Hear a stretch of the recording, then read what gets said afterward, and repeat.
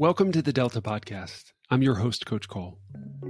This is the show where we dive into the relationship between leadership and change, what it means for individuals, teams, and organizations looking to optimize. Today's a great day to be coachable, so let's jump in. Adrienne, hello, my friend. How are you? I'm doing great. How are you? I am great. So I'm delighted to have you on the Delta today. Adrienne from GM Farcaster. Why don't you share a little bit about who you are? But first, I want to share something with the folks listening that I really admire about your leadership. Every conversation you and I have had, you have struck me as a profoundly divergent thinker. So we will be talking about something, and I can hear the connections, like the web, the constellation growing as you continue to turn ideas over, make connections that we hadn't yet made in conversation. And I think, I'm very bullish on leaders who have a lot of creativity and imagination, because I think after all those years that I spent in schools, I think that's one of the tragedies of schooling, is that over time, what happens to an individual's creativity and imagination tends to go in this direction. And I always leave our conversations feeling like my horizon has been expanded. Like I go into it thinking we're going to talk about this and this and this. Yeah. And then by the end, you have made me think differently about what I brought into the conversation. And so that's something I think that you bring to the table. Maybe Matt Mashari would call it your part of your zone of genius, that you are one of the most divergent thinkers I've connected with. So I'm thrilled to have this conversation with you. That's what I love about your leadership. Tell us about your story. Take us back. You were born and then what?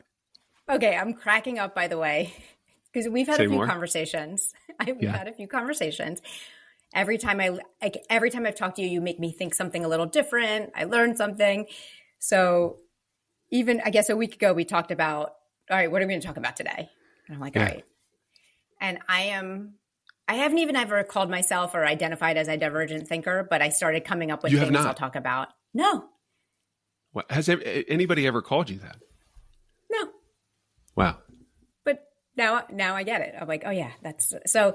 But I was like, all right, I knew exactly what I wanted to talk about a week ago. And then as soon as we hung up, even in our 30-minute conversation, I thought up 3 different things. And then as I hung up, my brain is just like, no, let's talk about this. And even, I don't know, you just crack me up. So let me just, I'm just going to react to a few things you said and throw out everything I prepared to talk about, which is like, who am I? And this is, everybody has their elevator pitch bio. Maybe not everyone, but everyone who actually becomes responsible for, I'm an entrepreneur now. I am founder of two different companies. My background is in engineering, but now I have to become a salesperson and I have to bring business in. So like I am full on salesperson all the time. So that's an interesting bridge. Maybe we'll talk about that at some point, going from building to selling. But I have my like packaged bio. I'm going to throw that all out. So here's who I am. I am biracial. So like this is, I feel like my entire identity has been split into 2, I'm a Gemini. So I'm twins. So I have this kind of duality and dual personality. I'm a woman who studied STEM and engineering, and like my entire career path was in male-dominated places.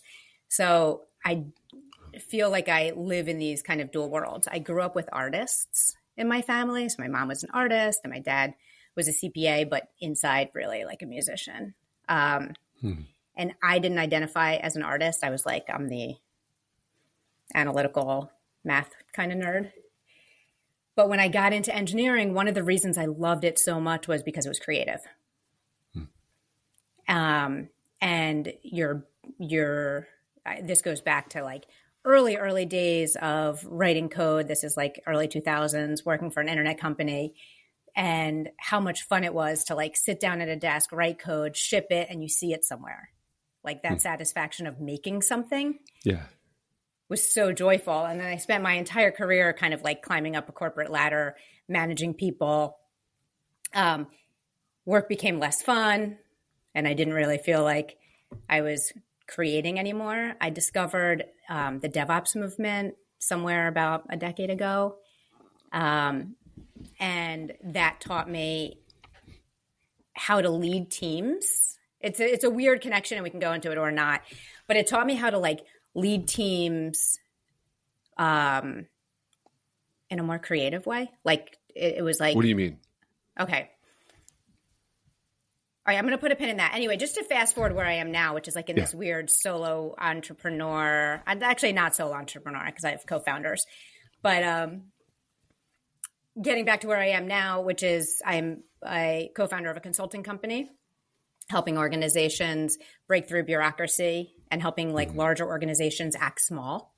And the co-founder of GM Farcaster, which is a media company built on Farcaster, which is a decentralized social media network. All right, rein me in, Coach, because what are you loving these days?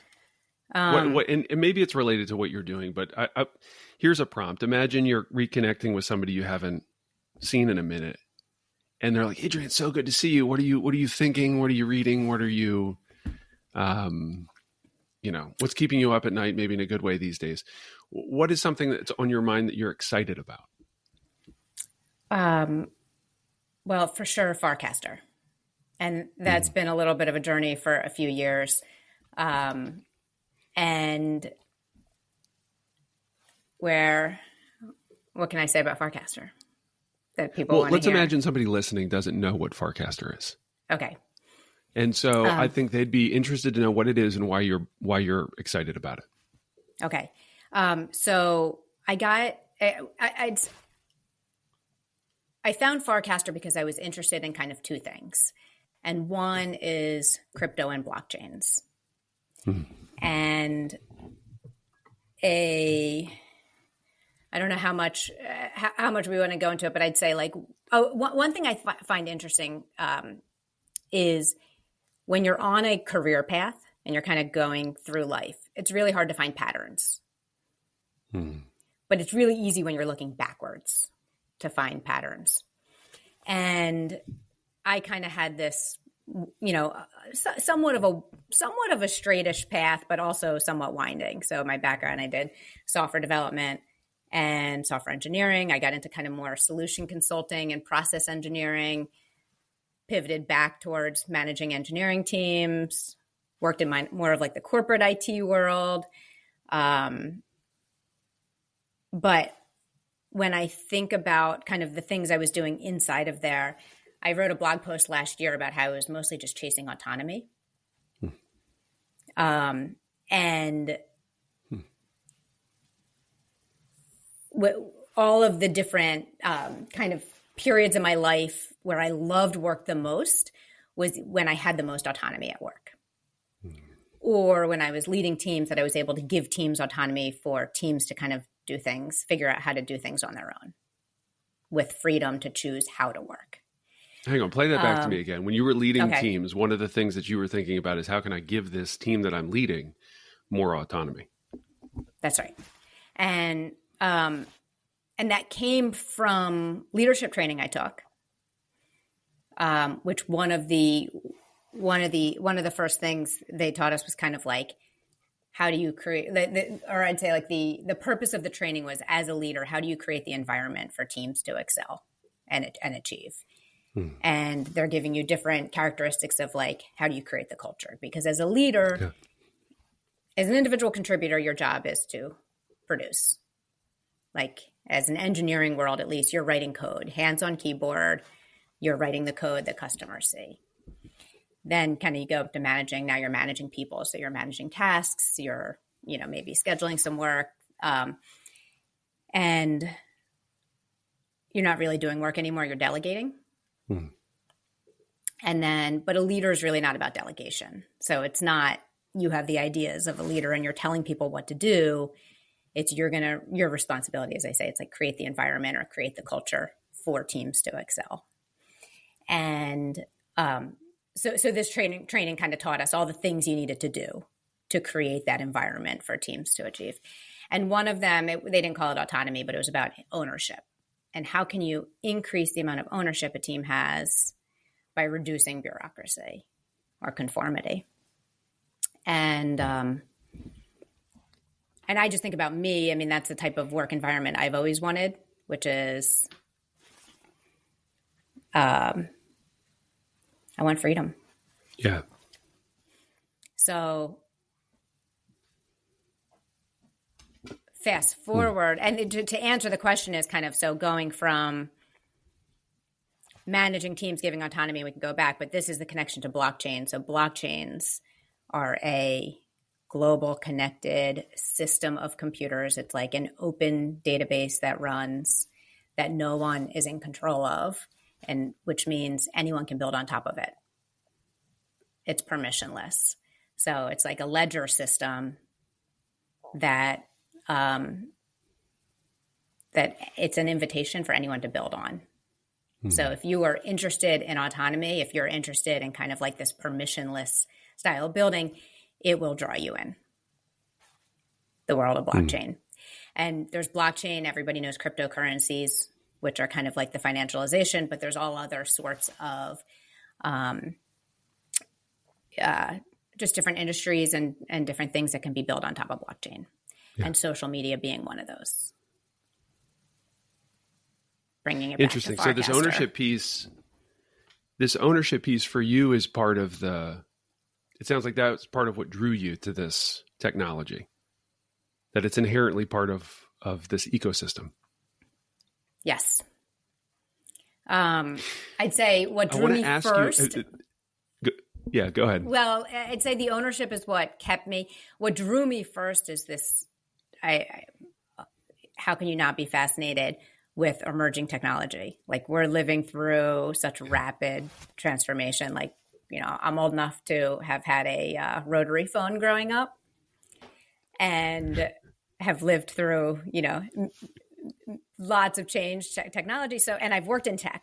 So to be able to live it and see it, it's like, oh, it's so exciting. So I remember hearing the buzzword blockchain, back on my old job. I think at some point we had a time when we created some labs and we were going to figure out how are we going to do blockchain in our work, just like how all these organizations right now are doing, like, how do we do AI?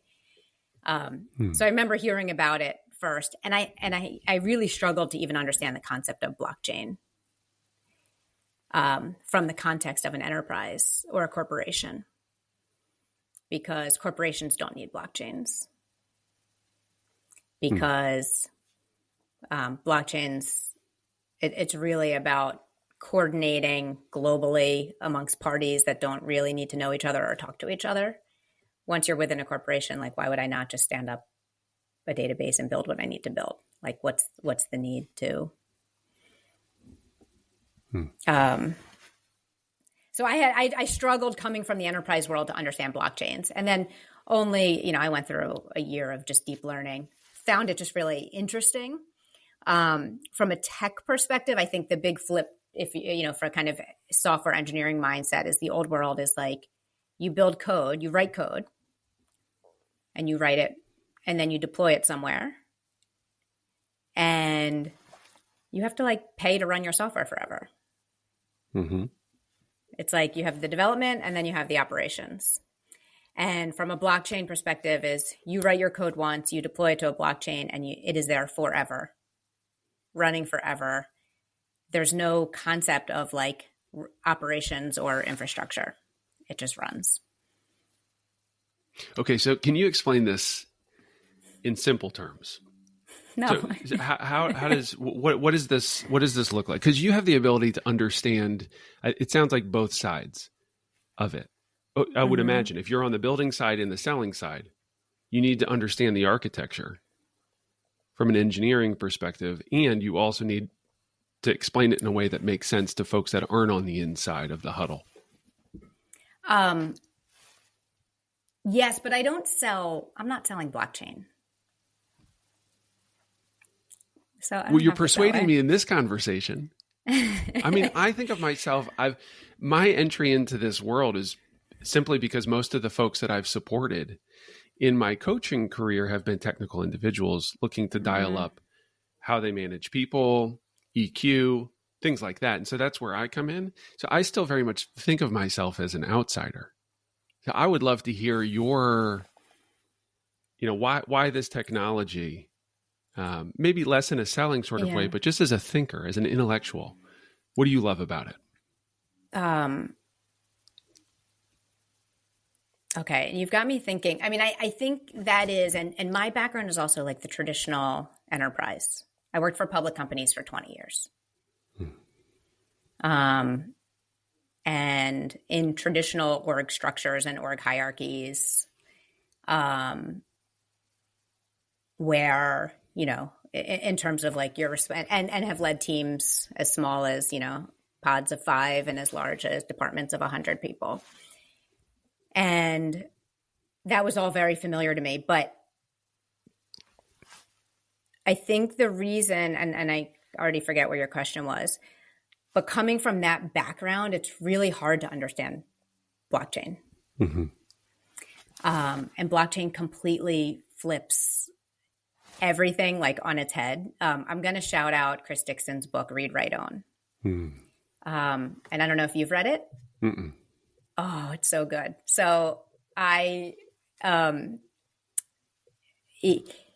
he explains like the history of the internet, going back to like the early days of the internet was really like a peer-to-peer network. And anyone could come in, and it was permissionless, and you can kind of contribute and you build your websites and you can kind of connect and kind of connect the globe that way. And then you have Web 2, which is more the rise of the big platforms and user-generated content. So all of a sudden, these big platforms just started amassing so much power. So YouTube, Meta, Facebook, Instagram, Twitter.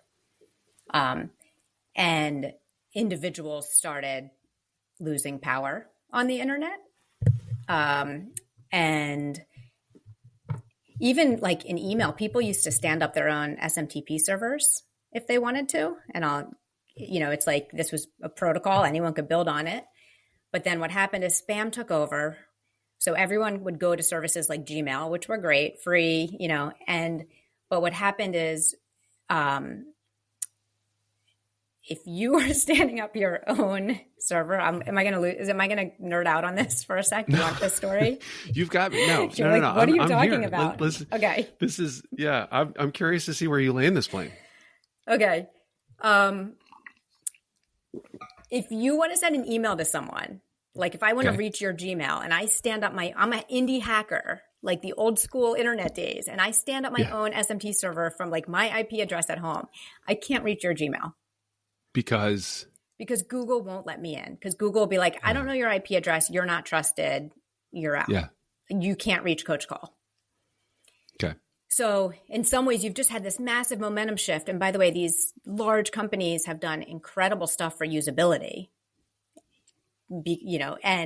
but it took away from kind of the indie hacker vibe of the early internet. And then blockchains, and this is what people call Web 3, is this concept of kind of bringing back and giving power back to individual users away from corporations. And okay, this is not going well, Coach Coale. I think. By the way, this is why I blog on the internet, and I don't. I have a live stream podcast I do 3 days a week, and that's my official job. Yeah. But the reason I blog is I guess I'm a divergent thinker, and I have 50 things I want to talk about. So I like to stop, organize my thoughts, write them down. What? Yeah. This is, what are we this even is so talking great. About? This is not. This is so great. Well, thank you for that explanation. So it sounds like the ownership piece is a big part of it. You said something at the jump that I thought was really interesting.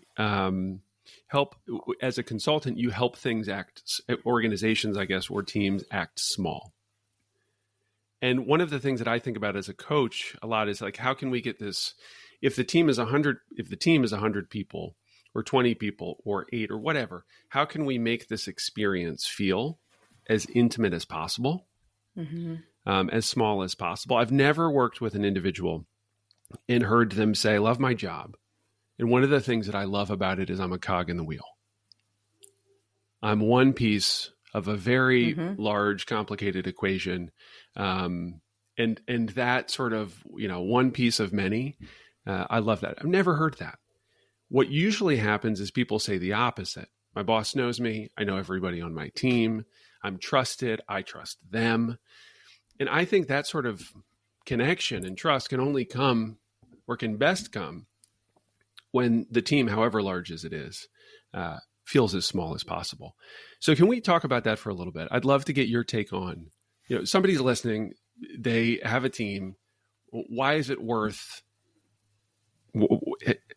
I think there's a lot of pressure to grow, to scale, to be bigger than you are, but you're advocating for something opposite. So can you say more about that? Yeah, I'm not even advocating that teams should be small, but that they should feel small and they should act and ship, build as fast as small teams. So small teams are great because you don't have the overhead of coordination. You don't have to talk to hundreds of other people to kind of coordinate changes, because like work, it's a team sport. Yes. Yes. It's a team sport. There's a lot of coordination. People have different skills. So just like, by the way, I didn't play sports, but I get the analogies, right? So, I think people love a sports the midfielder is going to have a different skill than the keeper. Does that work? Yes. But if you were by yourself, if you were by yourself, you can do things really fast because you don't have to worry about talking to people. So I'm really interested in, at scale, acting small, not being small, acting small. Acting small at scale. I love that. Yeah. And kind of, and going fast. And I think what we see is this tension between predictability and control, and delivering things to an unknown, world. So, and I think this is a little bit of a trend we've seen, like literally over many, many, many, many decades. So this isn't new, but it's still playing out, which is when the world doesn't change very fast, you can sit down and think about exactly what you want to build and build for that, because the future is going to be the same, or and if you have all the time in the world, you can maybe like budget everything out, plan every, whether it's like in the physical construction world. Have you ever done any house renovations? We just put in a retaining wall, or a couple of retaining walls in the back. Did you want to know how much it cost before you built it? Hell yeah. Did you want to know how long it would take? Of course. How long is this going to take? Yeah. How Can you predict the weather? What's going to happen if it, How can long you guarantee will it doesn't stand? rain? Right. What am I paying for? What am I paying for? This is the world of business, is like business owners, whether that's kind of shareholders, they want predictability and they want assurance. And the real world is no one knows. So you kind of like, I don't know if it's going to rain. I don't know if someone's going to get sick and can't show up. I actually don't know if you have like what the quality of your soil is. Like, how much clay do you have? Is it going to settle? Is this? What's the price of the mason work? Like the stones that I have to bring in 2 weeks, and especially in a world of changing tariffs and global supply chains, like how do you predict? So, and then in the software world, like you're building things for people. You have listen, if you're building for your like community neighborhood, it's pretty like predictable, small, like generally what people want. If you're building for the world, you have no idea. And you're giving people something they've never used before. So they don't even know what they want. So you have this natural tension between, I'm going to just kind of stick to software as my analogy because that's what I built, but like software engineers who want to iterate and ship fast and figure things out as they go, and kind of other people who are, let's say, funding the project and say, I want to know exactly what you're going to build, when you're going to build it, when it's done.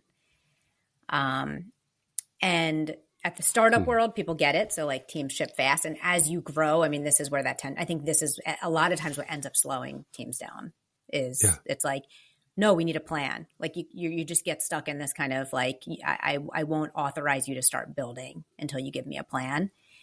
And the more dependencies there are, the more unknowns there are, the more people there are to coordinate when you get to at scale. I've seen, I saw a talk once, someone literally broke down like the math equation of calculating dependencies. Like it just becomes impossible. But I understand that's how organizations get it. So what I try to do is I work with companies to change how they're working, like at the C-suite level, like how budgets are funded, how projects are even funded. And with even engineers to kind of change how they're even like communicating and delivering. But Are you ready? Can I go off script? Are you ready for a sports metaphor here? Yeah. So when I will coach individuals and I'll work with teams as well. And one of the things that I love about coaching is I'm listening very carefully. I want the folks that I get the privilege of supporting to feel like I'm listening to them better than anybody has ever listened in their life. And so it sounds kind of funny, but like I imagine going into this space, into this like little bubble with individuals or teams. And it helps me watch body language and read body language. And one of the fascinating things, especially when I'm working with a team, is like, let's say that you're the leader of the team and there's a question on the table. We're talking about a dilemma, or a coach like me, facilitator, has introduced what's the most important thing for us to focus on in the next 3 months. It's a great question for teams to think about. And one of the exercises I'll do is I'll split the team in half. They go into separate spaces, and after 30 minutes, they come back and compare notes. But if we're talking about, if it's a small team, let's say it's 6, 8 people, early stage startup, I watch body language, right? So Adrienne's asked a question, what's the number one priority? Or the coach has asked a question, what's the number one priority? What are people saying in communicating nonverbally? Are they looking at the leader for permission to speak, or are they speaking openly? And your point about ownership and autonomy has me thinking back. So I played lacrosse in college, and my coach, a Hall of Fame coach, wonderful leader, like so much of my leadership stuff, I think about his leadership now. He was big on not calling timeouts late in games. And if you're a sports fan, this happens all the time, right? 20 seconds, 30 seconds left on the clock, right? I'm not a sports fan at all, but I know that when you look at the timeouts are all at the end. What, have you ever watched the Final Four? Because that's when it matters. Hell yeah. Yes. Right. So it's, a handful of seconds left on the clock. People get it over the midcourt, and then everybody looks to the sideline to see, or the boundary to see if the coach is going to call a timeout. Mm-hmm. And he was big on not doing that. For 2 reasons. He said you lose the element of surprise, because everybody, especially the defending team, assumes that you're going to call a timeout. But if you don't do that, you're going to catch them off guard. And if I've conditioned you every time, more importantly, if I've conditioned you every time the time is short and the stakes are high to look to the bench for permission, then what I'm doing is I'm taking away your creativity, your imagination, your ability to be an athlete and make a play in that moment. Mm-hmm. And I think about that all the time. And that was coming up for me as you were talking. It's like, how can I, as the leader of a team, say, like, we're not going to call a timeout. And I want you to know that. So we're going to practice for that. And I'm going to coach that on Thursday so that 3 Saturdays from now, when it happens, you're prepared. Okay, that's so good. And I'm thinking back to, and I said, kind of in my background, and I'm not leading big teams anymore, but I think back, it was like how I tried to increase autonomy. It was like, but if you give autonomy and just be like, here, it's all on you, without the supporting behaviors and kind of like guardrails, people will flail. Like if they haven't learned how to operate in that, because it's like they'll look to you and you're just like, not there, absentee. So you can't do that without preparing, right? Like you can't just not call a timeout, because if your team's looking at you, then you're not gonna be able to make the play. So, right. And it's something, I guess, and I don't know what you want to talk about, but it's like there's certain things that I would do to create that environment of autonomy so that people wouldn't look to me. And some of it, like one is like literally being articulate or to articulate, this is what we're going to do. Like, this is what you can expect from me. So I used to do that on my teams, like whether in one-on-ones or team meetings, it's like, this is my leadership style. And this is what I expect. And this is kind of this is how you can be successful on this team. This is what and you have to, psychological safety is really big. You have to make people feel safe to challenge you. You have to make people feel safe to fail, right? Because I think the fear of failure is big, driving. And then you have to like put up, I mean, I think there's, oh my God, there's so many different things to do. I'd say one is like tons of transparency and clarity. So like as a leader, the number one thing I do. Transparency and clarity, number one. We're building a list here. Yeah, we're going list-wise because I'm going to people need to know why what they're doing is important. So like it's kind of like what's the goal? And they need two types of goals. They need like the long-term goal. Like what's the big goal we're working for? Why are we even showing up at work every day? Like we're doing a rewrite of an application. That feels like a cog in the machine. Yeah.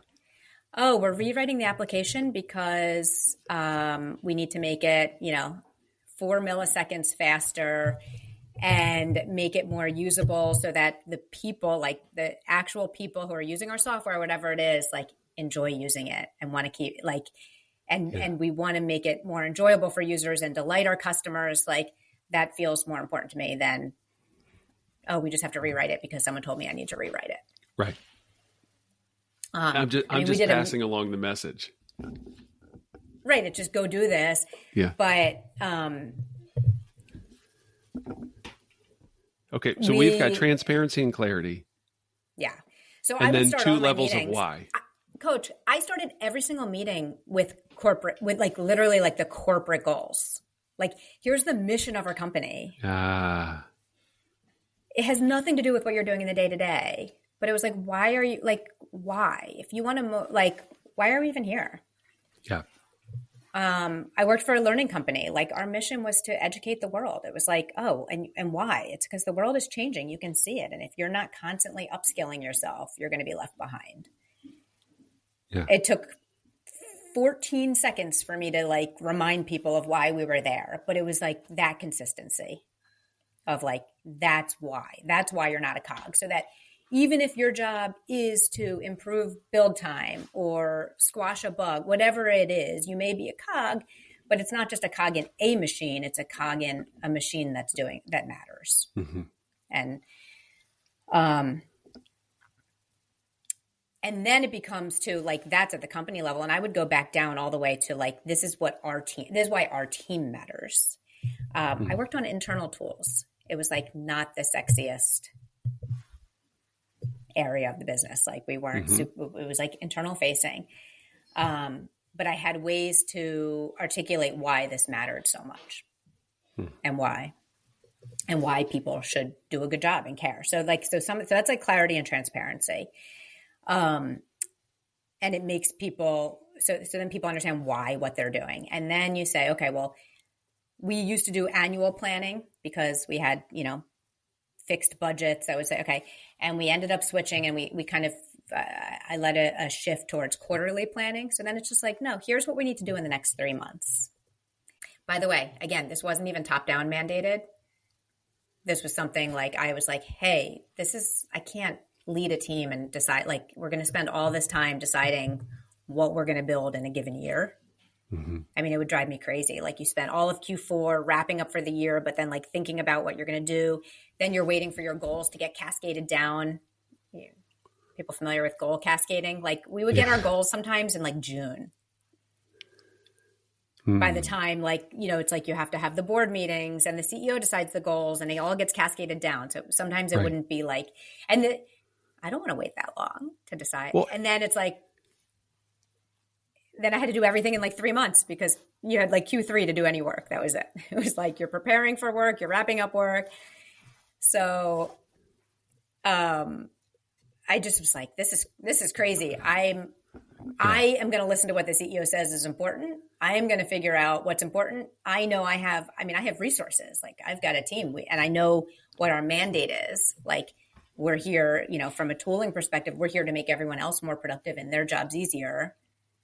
And I ran my little team like a CEO. I was like, I'm going to decide what the most important thing is. And I'm going to do it in short little bursts. Like, what can we get done in this quarter? Then we're not waiting for permission. You just do it.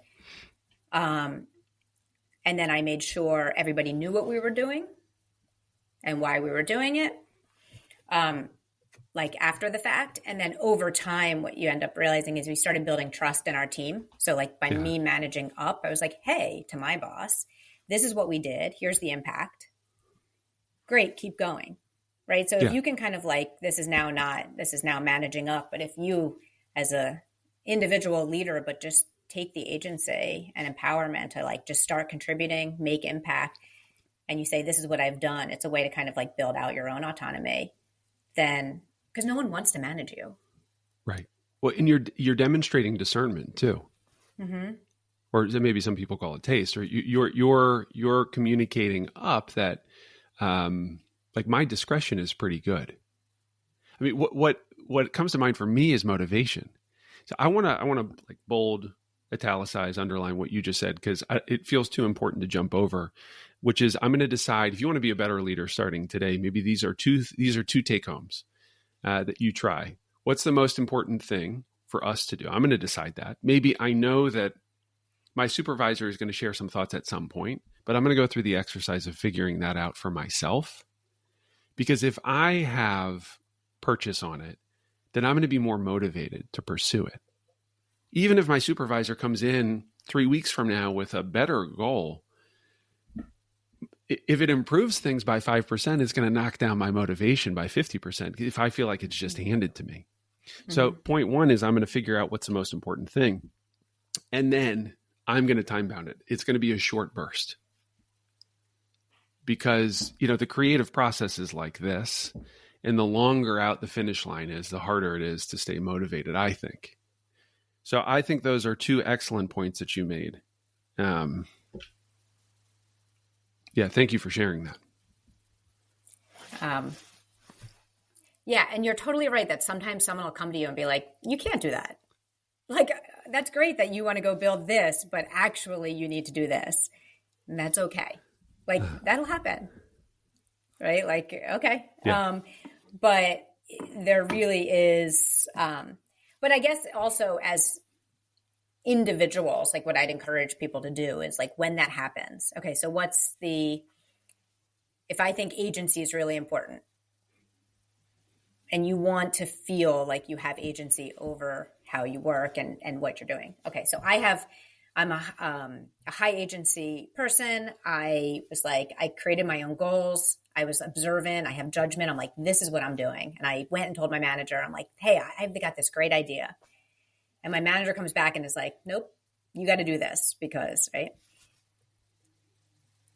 You need to ask your manager why. Like you can push back. Tell me, like, it's good. Like that. Why do I have to do that? And ask why, do the 5 whys, like get down to it.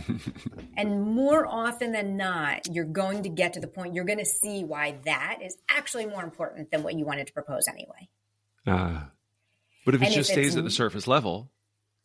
Yeah, it feels like you're being told what to do. Yeah. Because most people aren't going through that like exercise to like really get to why something is important. Because you know what? People are busy. Like people are busy. And so you should feel empowered to ask why. Like you have a right to know why what you're doing and how what you're doing it contributes. Like I don't want to be a cog. So why, if I am we're all cogs in the great scheme of like humanity. Like we're here for a blink of a second. Like I appreciate that, boss. Thank you. I feel seen. Yes. We tell ourselves stories, but so tell yourself a story, make it feel good. Okay. Yeah. But you can ask why, and you probably will get down to like why it's more important, and don't get discouraged. Like, don't be like, oh, I tried to, I suggested this initiative and no one listened to me. Wah, wah, wah. Like, get over yourself. You just got to keep trying, because like over time, and you really have to start small to build trust.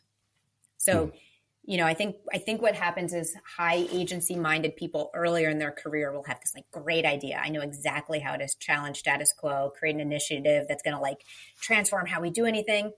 Yeah. And I go and tell my boss, like, we need to do X, Y, and Z. And someone says no, and you feel crushed. Yeah. But typically what you're doing is like a 5-year plan. It's going to require a lot of budget. It's like, and you're young and you don't know, and you're idealistic. So It's like, you got to build trust over time, like just starting small. It's like, hey, here's a small initiative. I want to do this. Oh, okay. And because trust still is like moves everything. Mm-hmm. Mm-hmm. It's like how things get done. Like, I wish I knew that in my 20s. Yeah. Yes. I'm with you on that.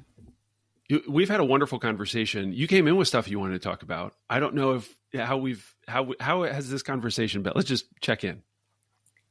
Oh. How has this conversation been for you? I don't know, Coach. Check the scorecard. How are we doing? I think this is great. I thought it was horrible. I did not. Okay. I thought it was really bad. I think we should scrap it and throw it away. I have so much fun talking to you, but I also feel like I want to sit and like have a coffee with you and just, talk for hours, because it's too much. So next time we talk, I need to be way more focused. I'm giving myself a D. Let's do that.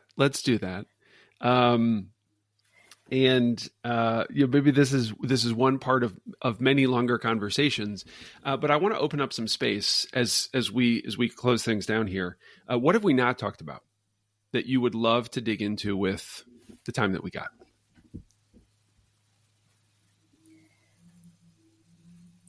I don't have an answer for that, but one of the things you asked me was like what I want to get out of this conversation, and I think when I was thinking about what we wanted to talk about, I think what is hard for me is I know you as a coach, and I know the type of work you do, and it feels very familiar to my world of 20 years working in public companies, and then for the last few years, I've been on this kind of like wild new entrepreneur journey, and I'm not managing people, and I don't have teams, and so I found myself struggling to be like, well, am I focusing this conversation on kind of like leading teams? And I have a lot and that's like a massive topic. Or is it what I'm finding interesting today, which is hands-on building again? I'm writing code myself, like I'm shipping, So I felt like it was a little scattered. Too many topics to talk about. Don't know who I'm talking to. Anyway, so then what I want to get out of it is I find the world so interesting right now. Like I am so happy and grateful to be alive today. Because it's just exciting. It feels like a really exciting time to be alive. Yeah. And going back to something you asked me about 40 minutes ago of like why Farcaster and why social media is like, I think social media gets a bad rap for promoting brain rot, mindless scrolling and brain rot and engagement bait and tribalism. And my experience on social media is I've been able to meet so many people around the world that share similar passions as me. And I've been able to learn so much from social media. Like it feels like a university. Like I have access to experts. So as someone who identifies as like a lifelong learner, it's like social media is incredible. Anyway, that's why Farcaster and why I'm kind of committing my life to promoting the good of social media. So life has been really good for me for the last, at some point I said, like maybe a decade ago, I changed my mindset to become a learner and to become coachable. I don't know if you saw what I wrote yesterday. I saw a couple of things that you wrote recently. Okay. Which one? But, well, it was something about, you wrote about like being coachable. Oh, yeah. And I did not grow up in any way identifying as being coachable. Yeah. I was academic. School came easy, had an immigrant mother who just like drilled into my head of like, you get good grades. And a little bit of like, that was the social contract too, which is like, get good grades, go to a good college and you're set. And I didn't play sports. I didn't play team sports. So never had like access to kind of like, I never learned how to work hard at anything or learned how to fail.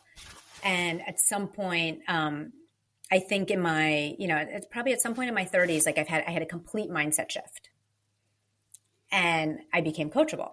So some of this was like getting access to leadership training for the first time and realizing leadership skills are things that can be taught and you can learn them. Like you're not a born leader, but you can learn leadership.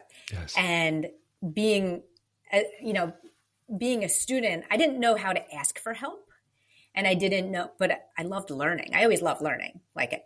So I took that leadership training so seriously and I was like, oh, and then I put it to use and you could immediately see a difference in how I was managing teams in terms of like how productive they were, how much we were able to achieve, how happy they were. Like it was just had like an engaged, productive, great team.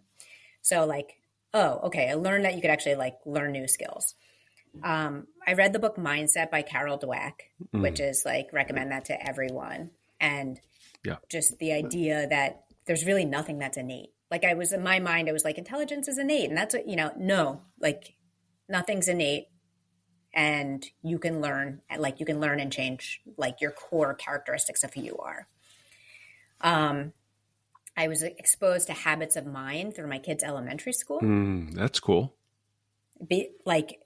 So, all right, that wasn't even, it's not like I sought that out, but that was incredible. Made me a better parent, made me a better person. So like recommend that. And those are probably like, there might've been a few other like things that have changed over the years. Anyway, I was like, oh, then I became coachable. I like totally got rid of my ego of like, or the fear of like, kind of like needing to achieve. And it just really became like this emphasis on learning. Oh, I guess I said I worked for a learning management company. So like that was actually core to the culture of that company was like, you're celebrating learning and growth and not achievement. So achievement's important, but it was like, you kind of emphasize the inputs, not the outputs to get to better outcomes. Yes. All of which to say, which is why I love the internet. It's like, what better place to learn things? So and then going back to what I was answering, which is what I wanted to get out of this conversation was I love talking to you because you're one of these people I met, like through things we're sharing online. Yes. And it wasn't who you are. It's not who your credentials are. It's like, there's no external thing. It's just here. You're sharing leadership coaching. You're sharing advice on how to kind of improve yourself. And then I don't know what I'm writing about, but it was like, we connected. We had a few conversations. So I love talking to people. I've had dozens of Zoom calls with people on Farcaster of like, I like the words you're saying. I like your concepts. Let's just talk. Yes. So when you asked me to do this, I said, absolutely. Cause I knew we would have fun together.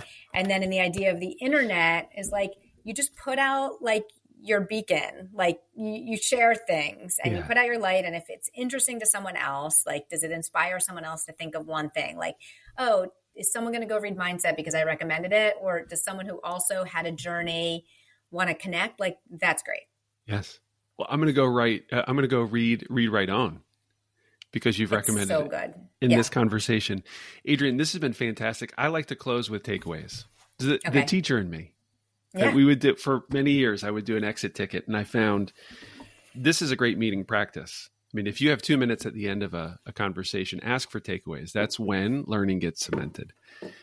So I want to share a takeaway, and then I'd love to hear what you're leaving with. I was interviewed not long ago by a magazine they asked me because they were interviewing one of my clients, what leadership advice would you have for people? And the thing I kept coming back to was you can always choose again. You can always choose again. And especially in the world of early stage startups. And what I love about how you are in the world from the jump of this conversation, you talked about being multiple things.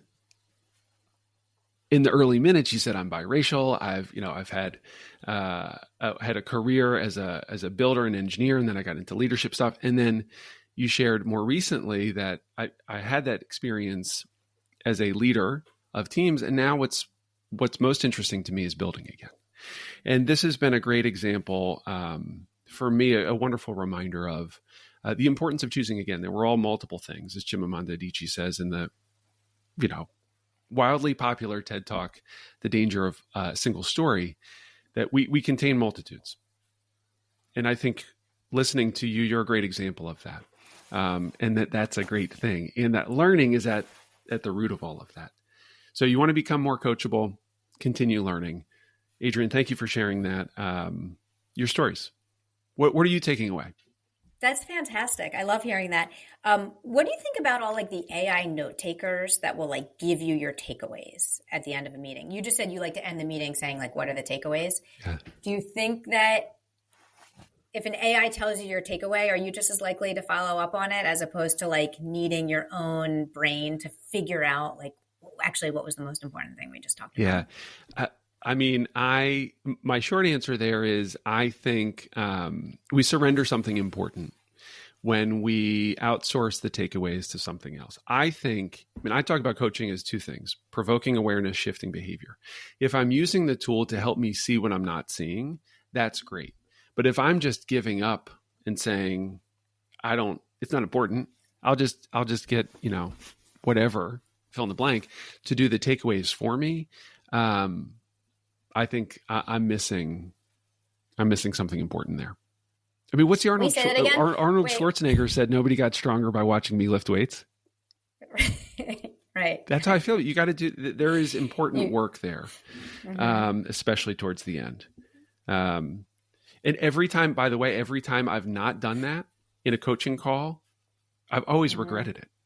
Yeah. I'm like, shit, I should have asked that question at the very end and I didn't. So, okay. So I've been coding. That's a lot. Like I just wrote a blog post about how like, what did I call? I forget what it was, but it was like, there's no joy without slog. I mean, this is straight out of Zen, right? Like the obstacles are the path, but I've been doing coding again and using AI co-pilots. I could never have picked up as much as quickly. Like it's been a long time since I was hands-on. I built an AI bot. I built these mini apps. Like I'm having so much fun. But I found myself just like really getting frustrated when things don't work but needing to actually do it myself, like needing to like that need to learn and not just take the answer from AI, and realizing, just continuously recognizing that like there's no payoff unless you do this slog, like the pain of work. Is that your takeaway? Anyway. One of them. I can see the wheels. Sure. Yeah. Any last words before we close? Oh, I had some more takeaways too. Okay.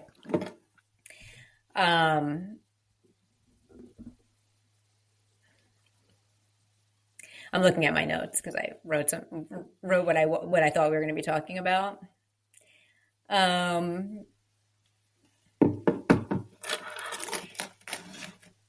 I think I will leave just encouraging people to become coachable. Oh, the other thing I did that you might appreciate is when I was promoted to a VP level and I was doing kind of comp negotiations. As part of my negotiation, I asked for an executive coach. And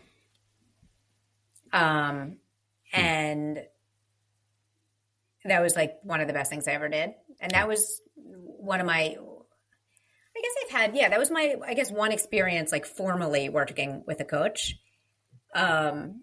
So shout out to anyone listening, like do it. Like if you have, like if you are lucky enough to, if you've got budget somewhere, like it was the best experience. And you just said like, what is a coach? So again, so going back to my mindset of like, I grew up like asking for help is a weakness. Don't do it. Anything less than than an A is a failure. Okay. To asking for help and being alert, like there's no growth. Like life is growing. It just, anyway. So you said your job as a leader, you said is a mirror and changing behavior, something about changing behavior. Two things, right? Two things. Or reflection. Coachable, yeah. Provoking awareness and shifting behavior. Okay. That's what my coach did. And there was nothing he said I didn't know. Yeah. We'd sit and talk. Like I didn't quote unquote learn anything. And that's not totally fair because I did learn, right? Like the whole process was learning. Yeah. But if you ask in that conscious mind, like he wasn't like teaching me things. It was just, he made me aware of things that you can't see in the day to day because you're too focused, so it was like really stepping back. And then, and like you said, it was like, okay, well, here's how you're going to shift behavior. We did, I don't forget how often we did check-ins. Like we started maybe once every 2 weeks or so, but it gave me so much confidence and and it was awesome. So just, I am now, I guess I'd say my takeaway is wherever you are, become coachable and leverage coaching. Amazing. Wherever you can. That's it. What a wonderful, beautiful punctuation. Adrienne, thank you for sharing your time. Thank you for sharing your wisdom. And folks listening to the Delta, thank you for listening.